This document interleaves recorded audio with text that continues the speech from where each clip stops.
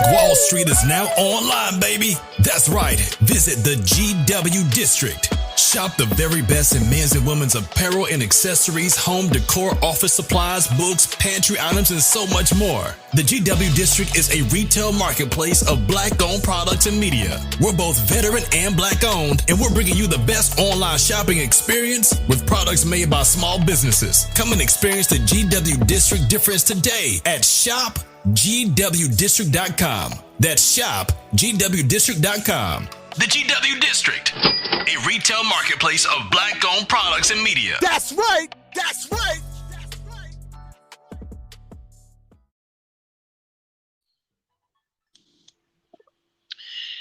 Good afternoon. Well, good afternoon. Good Morning for you. Good morning. How you doing, baby girl? I am good. How are you? I'm doing fine.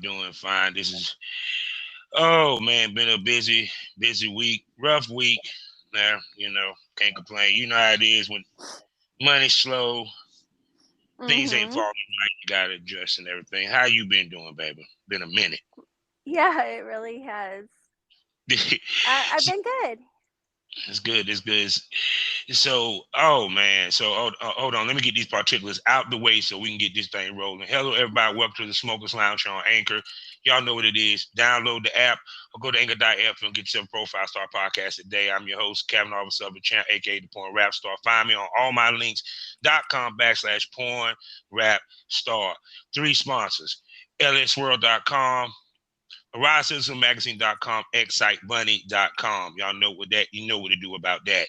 Also, probably on the GW District Black Podcasting Network. Also, go to shopgwdistrict.com and do some shopping and buy products from over 500 Black-owned retailers and shops. Also, find us on SkyhawkAfterDarkTV.com. Keeping my fingers crossed, and probably making some big moves. As well as check me out on the BGP LLC app on their radio station, the LGP Radio. You can download on your phone or access it through your browser on any of your devices. And I am here, and I got to say this. Finally, the Eliza Ray is back on the pod. Oh, man, I had fans. No bullshit saying when you bring what? I had fans asking when you coming back.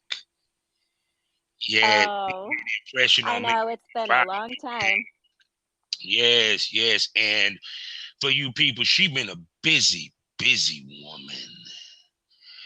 Busy. Yeah. Oh my God. I seen that you did a threesome involving Rome Major. Oh yeah. You've been I'll let you tell it. Go ahead. What's been up with Eliza Ray, baby? Well, just kind of, my vanilla job, I had a different schedule come up, so that's why it's been really hard to kind of connect. But just trying to, fucking suck when I can. Oh my goodness. So was this your first time working with Rome Major? Yeah, it was. Okay. It was at Rico Blaze's birthday content shoot thing. Oh, yeah. Shouts out to Rico and everything. So how did they come about? How did they come together? I showed up to celebrate the birthday knowing that there would probably be some collabs going down, and Rome was there. And we'd actually been chatting for almost a year now since I even started to collab, but it just never worked out. Mm-hmm. So I know you had a big smile on your face when you saw he was in the room. Yep, exactly. So for this Rico, was this a content party for him, or he was just inviting a bunch of talent just to come celebrate? It was a content shoot. Oh my goodness, no doubt. But like birthday minded, so he had a reverse gang bang, and then then there was like open to whoever. Samaj was there and he was filming. Mm-hmm. Oh, most definitely. So tell us about the scene with you, Rome Major, and Rico Blaze, because that was a lot of dick for you to handle that day. Well, it wasn't with Rico, it was with Chocolate Beast.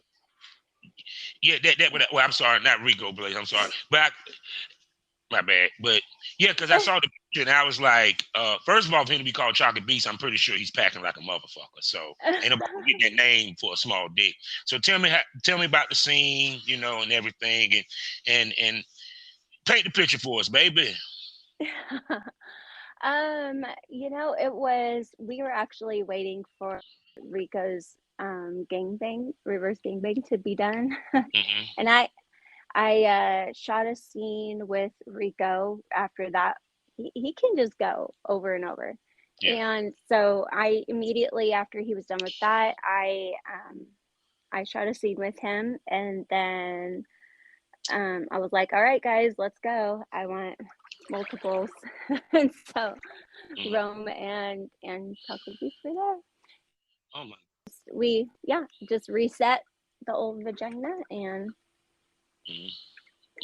got going. Yeah. So was it a role play or y'all just went straight to it? It was gonzo, just kind of easy to get into. Oh, most definitely. So now, as your career been progressing, you're the leveling up of the talent that you've been working with is astounding. Because Rome Major is a award nominated, Matt was award winner. I think he won a couple of awards, what have you. And I've been seeing a lot of guys requesting to work with you. How does that feel? That you ain't been in the business as long, but you're gaining more and more notoriety each month, each day, each hour. You said that a lot of people question what? No, I was just saying that you haven't been in the business. A lot of people are requesting you. Oh, You know what I'm saying? Wanting to work with you, reaching out to you. How did that feel?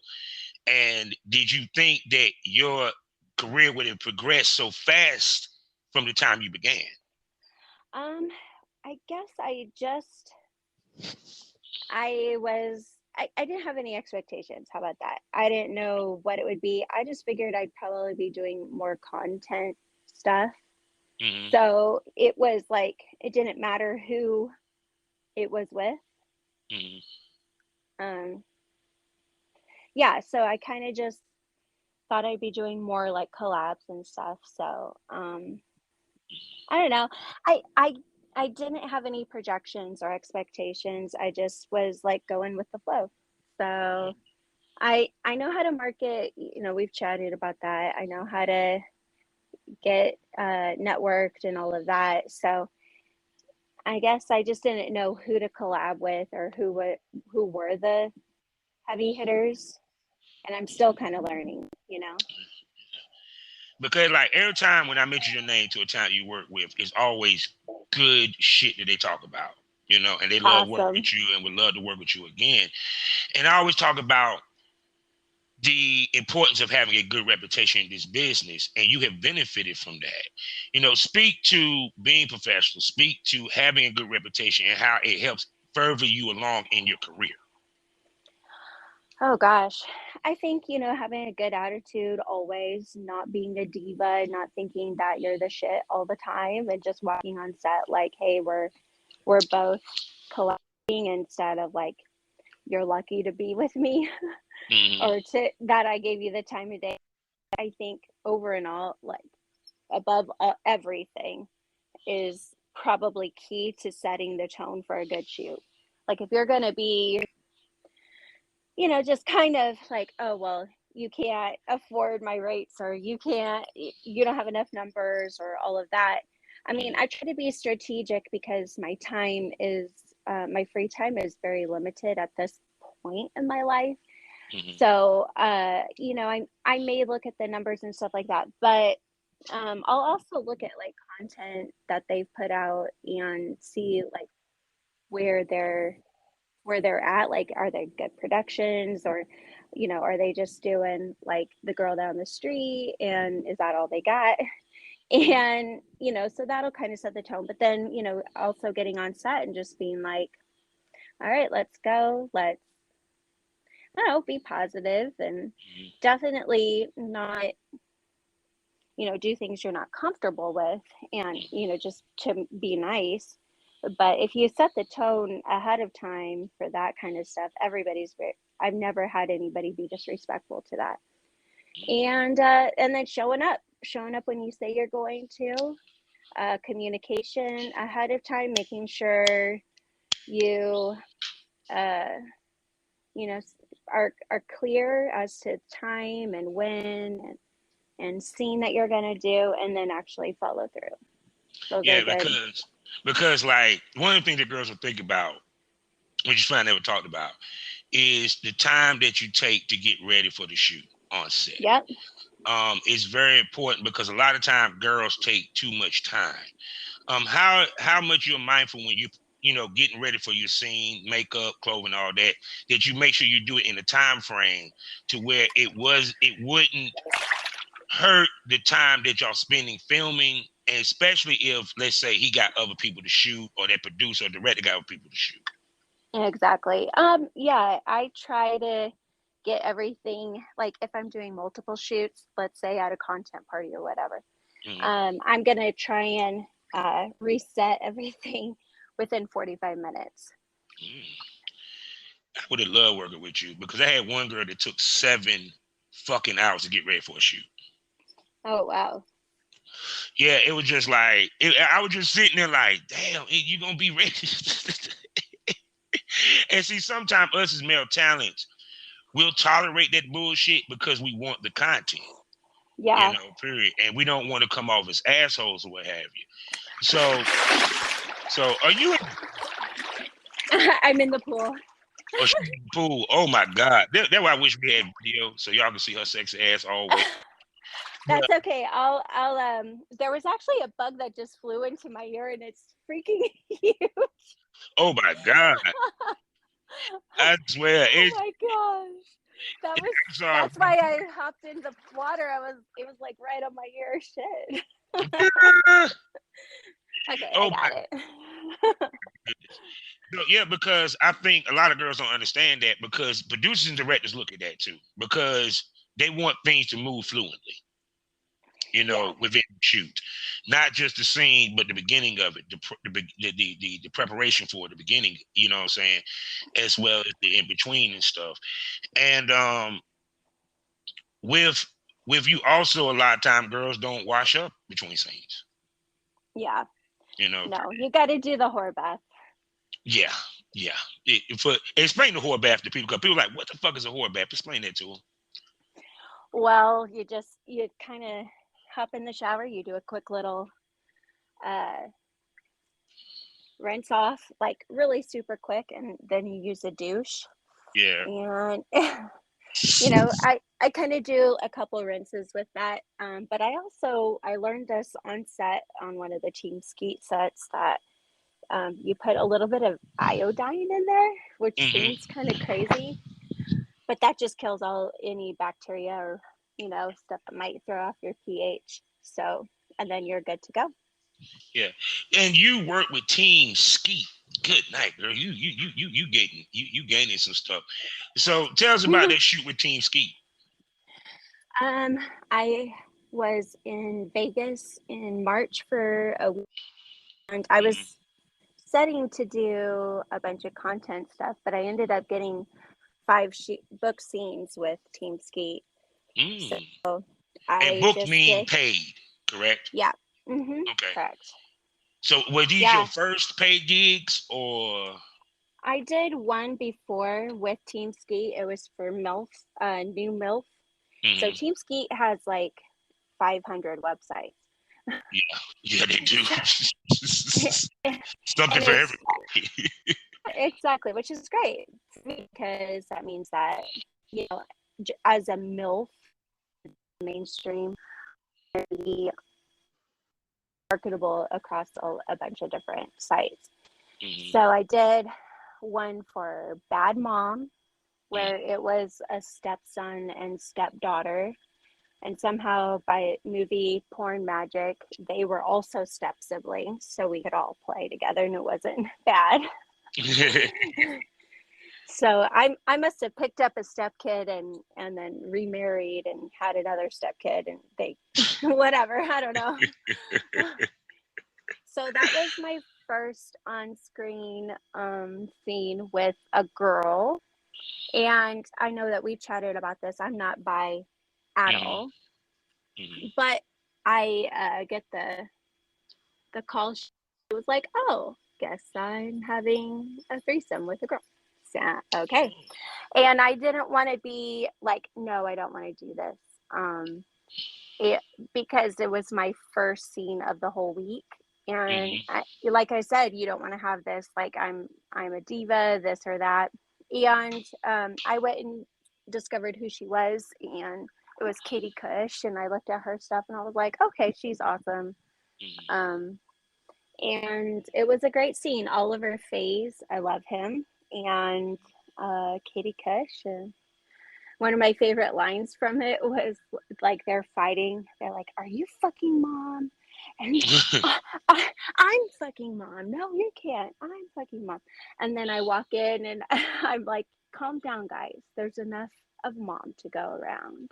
So what did now you and her interacted also, right? What's that? You and her interacted during the scene as well. Like Oh, yeah. Yeah. each We other. had our section. Yeah. Oh. So how was it, be it that you're not necessarily bisexual, doing a scene that involves that? You know, Well, acting is acting. So, just which what do they say? Gay for pay. yeah.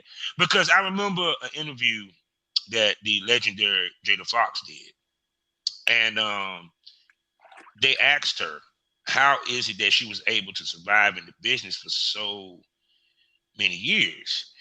And she said, because I'm a complete slut. Part of that, she said, I'm not into women, but I have girl on girl scenes. She done a girl on girl scene with strap on, where she's strapped on, and girl on girl scenes where, since she ate pussy and stuff, and she's not into women personally. So how do you get your mental prepared to do a scene that to do that, and that's something you don't normally do or ever really did in your normal sex life? Well, I mean, it's not like I'm new to sex or what people like or what. So I'm a good improviser. I can, roll with it. And she's like she's a very popular um talent. She's really great. And so it was just kind of easy to play off of each other. I used to do theater and acting. So it's just roll with it. Yeah, because the biggest thing, because I remember watching a girl on girl scene, and it was painful to watch. Because you could tell that the two girls wasn't into each other, and that they wasn't. And one of them, of course, you could tell she was into women, but the other one she wasn't, and it really brought the scene down. So when you did that scene, was you worried that it was going to not fall authentic because the fact that you're not into women? So which means that you had to put yourself in the mind state to make it authentic and look to where it. I mean, it's just acting 101. You just go with it. Yeah, kind of like that. The actors had to kiss. They may not be gay, but he had to kiss a man on scene. I mean, guys would never really do that. I don't think that, it is an interesting difference between guys and girls. Like, they're like, oh, girls, you can just fake it and it's fine. But they would never ask a guy to fake it. Yeah, because that's a little bit different of faking. That's a lot of faking. I mean, I don't know. It's the same, but in my mind, but that is what it is. So, I'm not super. It was fine. It was totally fine. I'm also kind of more of a vibes person anyway. So if somebody is like a cool person and stuff like that, it just is easier to, play off of each other. And that goes for guys too, Yeah, because even when you have threesomes, the two guys have to work together, and there had to be some cohesion there. Right. Period. And a lot of times you have guys who are not comfortable with working with another guy, and but they're scared to speak up and say, I don't want to do that for whatever reason. But then the scene turns out shitty, or they might get in their feelings or something like that. So yeah, I think it's easier for women to be able to fake that girl on girl way easier than a guy can fake let's say even a threesome, because I know dudes that would never do a fucking threesome with another dude. Like they will put that out there, period, Mm-hmm. and everything. Now, because of that, because you did a girl on girl, would you be open to do a girl on girl scene? And do you think because you did it, that might open you even for more bookings for like threesomes, whereas female, female, male, because that scene is probably going to come out. They're seeing you with a female. They see that you did well with that female. Would you be open for more scenes like that? So I would do that for a company, but as far as like what I choose to do for content, I'm sticking to my guns about that. Well, most definitely. Although, okay, so that's not true because, because Holly, it's really only like the friendships that I've made. So being in the swinger world, I have swingers who are now crossing over to porn as well. So Holly Hot Wife obviously is very well known, and our friend Christy Cream, she was Para Princess before, but she just started filming in Florida. And those are two girls that I have like friendships with. And then cam girl Cass, she just moved from Canada to Arizona.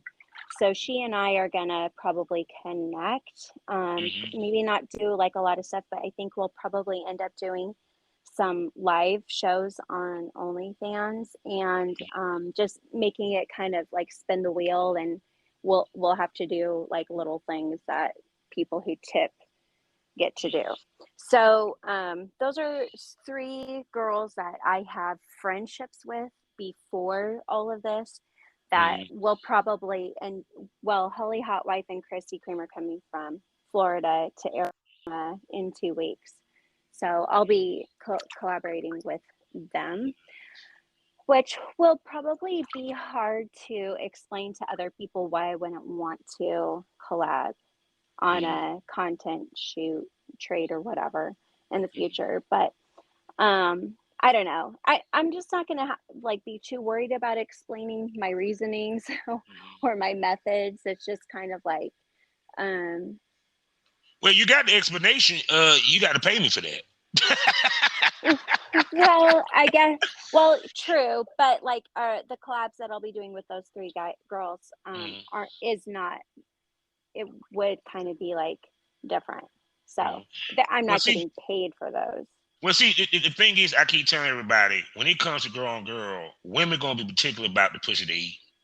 Yeah. So y'all going to be a little bit more selective about the women that you work with than probably you would the men anyway. Yeah. Well, and oh gosh, I can't remember her Twitter handle. Fitsid. Yeah. Fitsid. Fitsid. Yeah. She's just reached out yesterday, and just looking at her content that she does, I'll probably collab with her. But I don't know. She said she's starting a new project and she wanted to know if I wanted to be a part of it. So I'm not entirely sure what that is going to be. We haven't actually chatted. And see, what I like is that you look at the girl's content no differently than you look at the male's content as far as judgment who you work with. Right. Because, some female, like I asked a female one time, how do you choose the women you work with? She couldn't even answer. It took her 2 shows to answer it, period. So it's kind of like you use the same process, no matter whether it's men and women. Right. How important is that? Oh, it's 100%.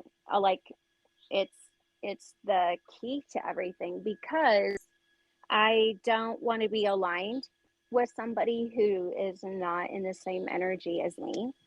I don't want to I don't want to be doing something that's a step down production wise. And I don't want to yeah, I just need to know like what's going down. Yeah, because even to the point you want the girl to, just like certain women want a certain type dude that's gonna fit their brand, that they know the guy fit what they would fuck necessarily professionally. You know what I'm saying? Because sometimes what we might fuck professionally, we may not fuck off camera. You know, exactly. Period. So that's the other thing is like so many people get so upset about like who I'm shooting with, and I get called like racist by people, and I'm just like, wait, what? I'm just collaborating with who's around and who fits the right thing. And this one guy, he is determined to just talk shit to me all the time. I actually had to block him, and he was on my OnlyFans too, and he would use every avenue, Instagram, Twitter, and OnlyFans to say, you just don't like Mexicans, you're racist against Mexicans. Wait a second. Because I didn't want to meet up with him.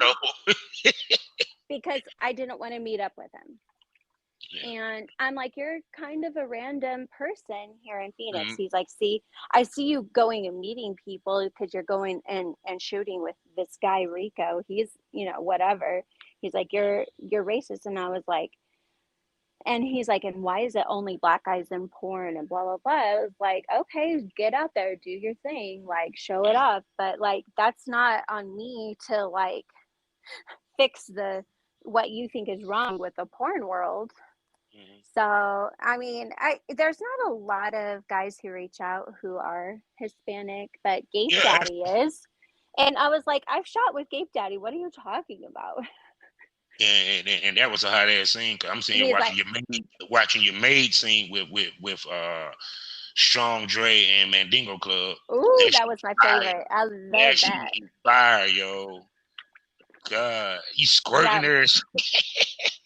That was the shit. I love that. We did 2 scenes. I had scheduled one with them, and after that scene was done, Rike, who's the producer, he's like, could you come back tomorrow? So I can believe it, because especially when you see somebody bring high energy on set, they're great to work with, they look good, and the scene after all said done is flawless and banging. Why not bring her back?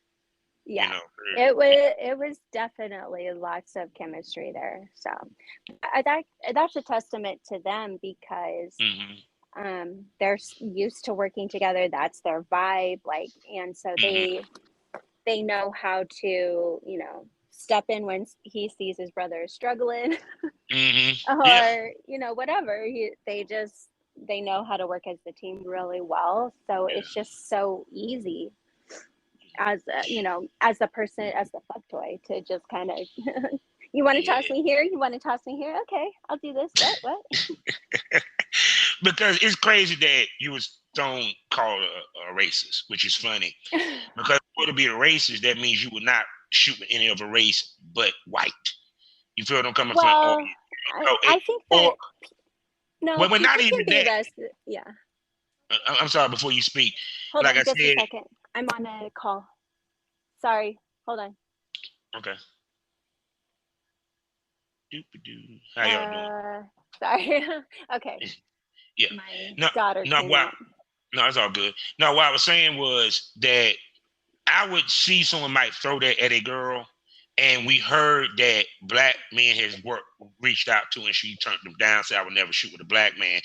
I can understand that term being thrown in that way. You feel me? But if you work with all fucking races, and the only reason why you ain't work with a Hispanic is because, one, they ain't that many in the business, and 2, they ain't reached out to you, what the fuck can you do? Yeah. You feel what I'm saying? You can't help that all the black men want to fuck your ass on camera. That's not your fault. I was built for it. Come on now. I'm saying, look at it. Did you see the booty? Did you see the booty, people? I'm sorry. She got what we like. She kryptonite.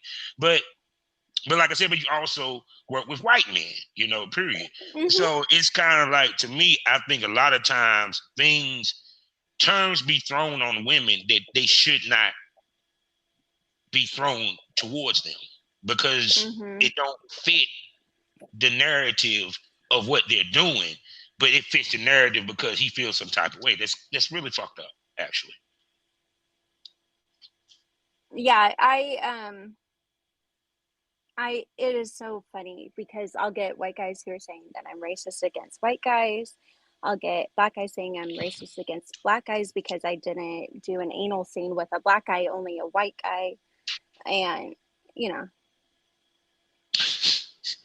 Everybody, you know what they say about opinions? They're like assholes. Everybody mhm. got one and they shitty. Yep. Yeah. Can't make anybody happy. And Oh that's kind of no. been the thing that like I've had to really come to terms with because if you take everything that everybody says personally, you're going to you know, You're gonna go crazy. you're gonna feel very insecure. Like a couple of days ago somebody commented on my Instagram, a picture on Instagram, and he's like, oh yeah, she's definitely had work because her jaw is just not normal. And I was like, what? and I don't know if he was like it was a compliment or not. And I was like, no, I just have, my lips done, but I got my Jay Leno jawline for for birth. And he didn't say anything back. And then I posted like a booty video slow-mo yesterday on my story. And another guy was like, it looks like a hockey mask to me, like I've got too many pits in it, and like I'm just not gonna interact with those people, and I'll just remove those comments and just be like, whatever, dude. I got junk in my trunk. I don't know what to tell you. But see, Like I if think you want a flawless ass with no no cellulite, go for the 20-year-olds. Come on. I mean, yeah, she's a grown ass woman, people that had kids. And the fact that she looked like she did with how many kids she had, that's a consummate to her. I'm sorry. Well, and last year when I first started, I was in peak physical shape. I had been, doing my hot yoga and all of that. But since December, when I got COVID, it really messed up my health, my physical health.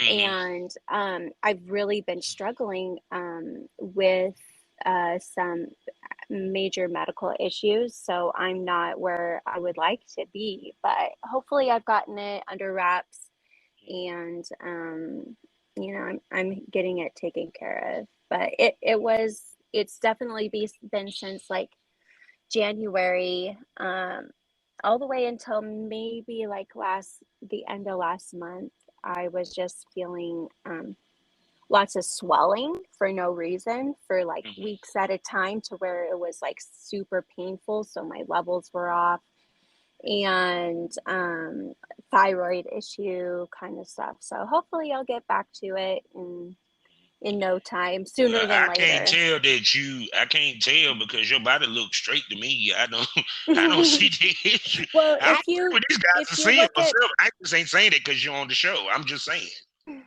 Well, you can look at pictures from like the last few months compared to last September when I first started, and I just have fluff. I fluff. But all I mean, over. but bodies change. I mean, we're not getting younger. I mean, I got a little bit of titty here. You know what I'm saying? I ain't got no damn six pack. I got a little small gut. Well, and that's it, is like I started a new job with new hours. So I wasn't able to get into the gym a lot, and I was exhausted, and just overall health and mental wellness was just exhausted. So hopefully I moved. I'm finding some balance in my personal life so I can, get back to how things used to be. Yeah, because I don't think people take into account that, once again, we're fucking humans. We do have a life outside of porn. We have kids. We have jobs. You balance in the job as well as your career, as well as family. things change within the family dynamic. Sometimes kids leave, they come back. Yeah. It's a lot that we deal with within our personal life that can affect our career. Yeah. Period.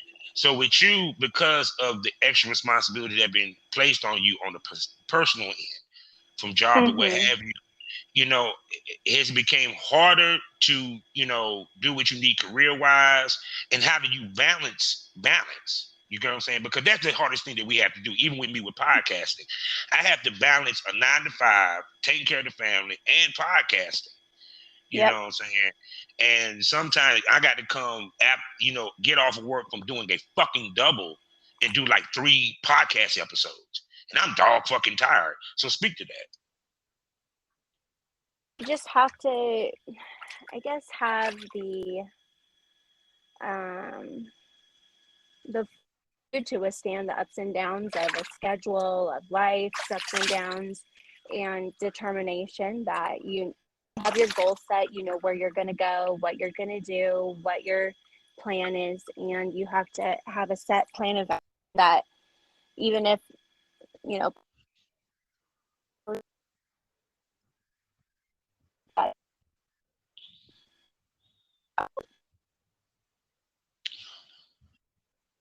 right. Yeah, you break it up a little bit.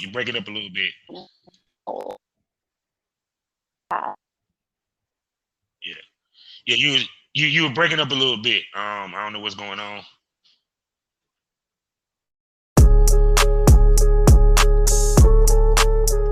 Men are so visual too. Like if you're just doing like a llama,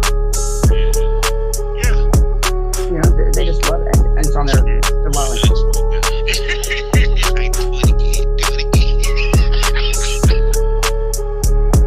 It's like all I could hear was just slurs, not just racial slurs, like the F word, the N word, some other word I don't even know how to spell. A bunch of slurs, very derogatory words, calling people names.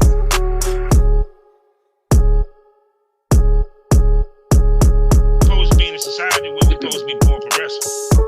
Especially because there's so many down low people in the BIPOC community, even in Latino culture, because it's so frowned upon just from our elders that a lot of people don't even feel comfortable saying it out loud. And so they have these interested in finding the new girl. And I think there's still a lot of companies out there that are still interested in that. But for me, I don't have patience. I just don't. And so that they color correct them to shoot like a boy-girl scene. I was like, buddy, this is too much. And we get ready to shoot. There's a camera behind me and a light. It's like the bright light. Every time I move away from it, you see the light. And I was like, can I please move it? He's like, afterward, he's like, you can take the camera out editing. Nobody's trying to do that, no? Because we can't deny that these things are affecting us. We all have families that have children in school, and it just doesn't really feel safe right now out there in the climate. And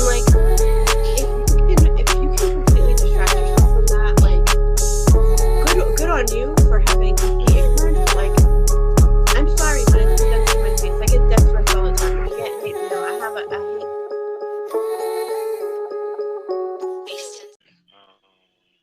hate. Okay, sorry, I don't know what happened. I'm good on my end for Wi-Fi. So. We got a quick commercial break, people. Can you hear me? Yeah. Can you hear me? Yes, Yeah. Okay. good. Yeah, we're back from a quick commercial break. You know how Anchor works. So, but like I said, but you were breaking up a little bit. Repeat what you were saying, baby, about the balancing. Oh, I was just saying that through it all, have a game plan, and so when things go up and down, you just stick to your guns. You have to have the fortitude to withstand the ups and downs of life, and that, you know, like I know I have a goal. I know where I want to be with the porn industry. So I know that I've got 2 to 3 years to really build a name for myself. So that means that I have to push through, you know, mental or emotional, or let's say I'm really needing to just take a break, something's getting to me or whatever.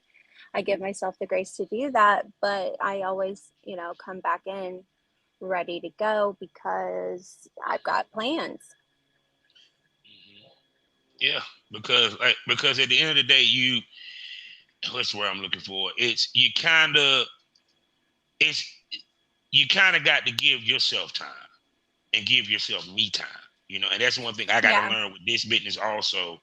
Like at the end of this month, I did not book nothing for a week, so I could just have a week of not doing no podcast episodes, nothing. So I could just come home and relax and rest and then pick it back up in September. And that was the biggest thing I had to learn to do, was learn how to take a fucking break. Yeah. It's true. It's true. Yeah, because I tell people I only got one speed, people. Let's go.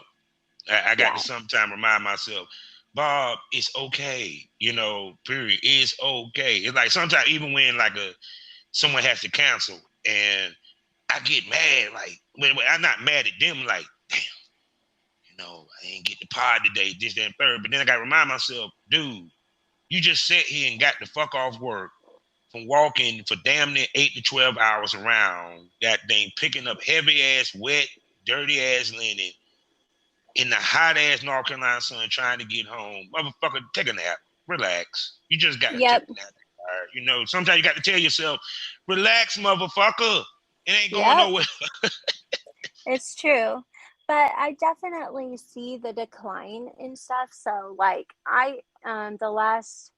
in July and end of June, I just had so much going on preparing to move and all of that. And so I really took a pretty laid back approach to everything. I wasn't posting a lot. I wasn't doing a lot of this or that. And it showed. Like, you know, things struggled, things tapered off, that I wasn't growing any followers on Twitter, you know, and as soon as I start posting again, there they are. It's all good to go. So there is a method, there is definitely a science to it. And if you are not constantly doing stuff, you're going to lose all of the momentum that you had. Yeah. So it's kind of, but see, that's the beauty of doing the content and filming as much as we do, so that when you take a break, the industry doesn't notice because you're still dropping shit. You know. Well, but even that, I wasn't really posting because I just didn't have time to even post old stuff, you know? Yeah. It was just like, it was definitely noticeable on, you know, what was going for that. So I just had to hop back on and get my shit together. But, you know, it's hard. Oh, most definitely. So I see you been doing, you know, a lot of TikTok. How has TikTok benefited your brand so far? Oh, I haven't been doing a lot. I probably posted like 2 videos. Yeah. But you damn sure keep up with that Instagram, but go ahead. Yeah, exactly. That's probably more so what I'll do. Or the reels. I haven't quite figured it all out, the algorithm or whatever it is. But a lot of people do. The more you do reels and TikToks, the more following you get. So because it's kind of like TikTok, social media. What people don't understand what it does for porn stars, it normalizes us and makes us digestible for the public. And it also introduces to a broader audience that may not even know who you are, because because the simple fact of not everybody's going to be on your Twitter and not everybody's going to be on OnlyFans. So it's kind of a necessary evil per se that we have to deal with. You know, so kind of like with pictures and the whole nine, how do you go through the process of picking what I'm going to post on my Instagram versus my Twitter? It varies. I kind of traction. Usually it's booty stuff. Um, I'm pretty sure that there's not. You got a nice ass. thanks. So, yeah, it just, you do a teasy one that's fully clothed, that is like Mhm. just hinting on Instagram. Then you kind of go more full for Twitter, but only give like a very short thing. And then on OnlyFans, you lay it all out there. So there's 3 levels in my book. No, definitely. So you have one Instagram or 2? I have 2, Okay. just because if I get deleted, I don't want it to be, for everything. You know what's funny? It's funny how that has changed now. It went from, okay, I'm just doing 2 Instagrams so I can just have 2 Instagram versus let me get a second Instagram just in case these fuckers decide to bump me off so I still be up there with OnlyFans, my bad. And it's sad that you gotta do it that way or have that thought process for OnlyFans. You feel what I'm coming from? Period. Oh, I haven't felt that from OnlyFans yet.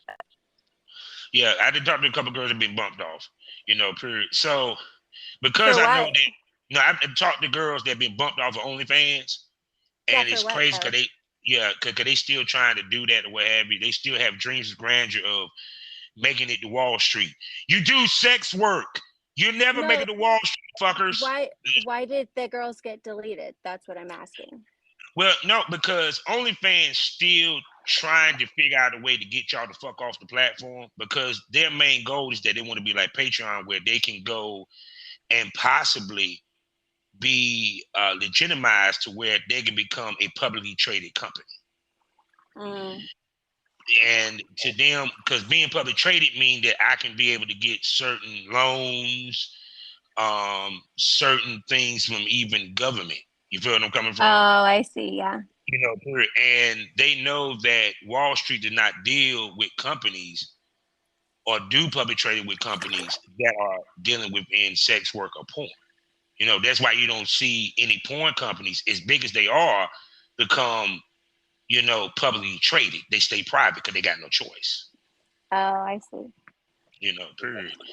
So that's why I'm like, yeah, but because you got 2, how do you decide what goes where? Because I'm pretty sure you try to differentiate both OnlyFans. No, I only have 2 Instagrams. I thought we were talking about Instagram. Oh, Instagram. Oh no, my bad. I thought you had And 2 OnlyFans. My bad. No, I just have one OnlyFans, 2 Instagrams. That is how you started it. Yeah, my bad. I mixed it up. That's my stupidity. But No. But no, Instagram is understandable because even with me, even with a Twitter, I got 2 Twitters. I got one for the podcast and one for my porn side, even though I don't post them on the porn side because I ain't got a lot of followers on that side, period. So, but just in case they decide they want to fuck me over, like they did my other Twitter account, I at least got 2 other ones that I can, I got another one that I can jump on real quick, period and everything. So, yeah, it's sad that we got to do that with social media because it's funny. It don't take much for them to flag you on Instagram for a picture. It's like it's like you can be damn near in a bathing suit and they'll flag your ass for that shit, for the feeling. It's like, she ain't showing nothing. But you know what I'm saying? But I guess if you ain't got that blue check and you ain't making money for them, they can care less. That's what's saying. Other people can, like, if they're famous, they can. Yeah. Oh, of course, because they're famous because they bring in money. Anytime you bring in money, they'll tolerate your ass. But if you ain't bringing in money for them, they're gonna be like, man, who gives a shit? So why did you decide to do a free subscription for your OnlyFans? Just building. I was chatting with Scotty P, and he's like, you should just get like people to come onto it. So like you just need people in your inbox to inbox. And so he's like, start giving out free things, get as many people in there that you can. So when is when is it? How can I put this? I gotta put this the right way. When is it you're doing too much discount? I don't know because I mean the subscriptions are one thing, but to get people to buy stuff, like just so that they're in the right venue to purchase something is probably more important, because I'm not discounting my scenes, I'm just discounting the subscription. So if I can have access to you where you're already signed up, you already have things connected like your financials, and you see a film or a scene that you want to buy, you know, that's going to benefit me more than $5. Yeah, because it was like I always question girls who had the two OnlyFans, because then you have the one where they pay the subscription, which you discount the subscription, and then you do the free subscription, I guess, to draw them in for them to do the paywall or what have you. And to me, I was like, well, why don't you have one OnlyFans, and either you discount the subscription, you know, well, to where they ways work. There's a method, there's a reason. Oh no. After talking to girls, I kind of get what they were doing, you know, period. But the thing of it is my question of it is what is it about your free subscription that's going to draw them in to do the paywall versus your subscription, and you're doing the paywall with the discount subscription, and it's the same content? Well, it's not the same content. It is. Now, you might be, you know, other girls is different. I have talked to girls. But they may not. Well, what did you say? I said some of the girls, they do it like differently. Like they might have something different on their subscription one, where it's free with the paywalls. Like they might put shorter videos on there, and then they put their full length in the subscription. You get what I'm coming from? Yeah. But some girls put the same shit on both. So I asked, how do you, you know, differentiate to where it makes? Go ahead. I get what you're saying, because what they're doing is they're maybe not in the DMs on the free one, and so on the paid prescription you get more access to them. And the same films that they're posting on the free paywall are going to be cheaper in your DM. See, there you go. So it's like basically you can sell stuff within the DM. So in other words, you give them options of how to get that same scene multiple ways. Right. So there's a benefit. You treat your VIP guests differently. This is a special VIP pricing for this film only.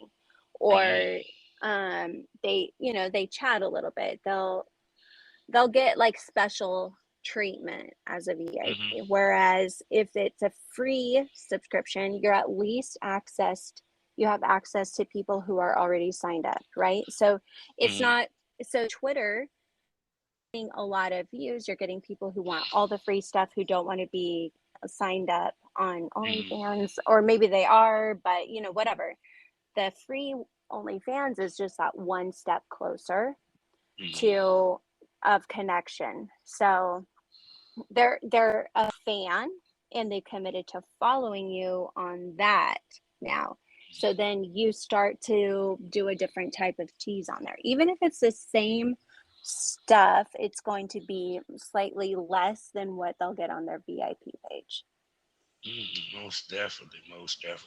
So I got to cut this a little short, people. I know y'all was enjoying her sexy ass voice, because I swear if she wasn't in porn, she might be in radio, people. I'm just saying, because she got that kind of voice. So with that being said, tell everybody where they can spend money on you, baby.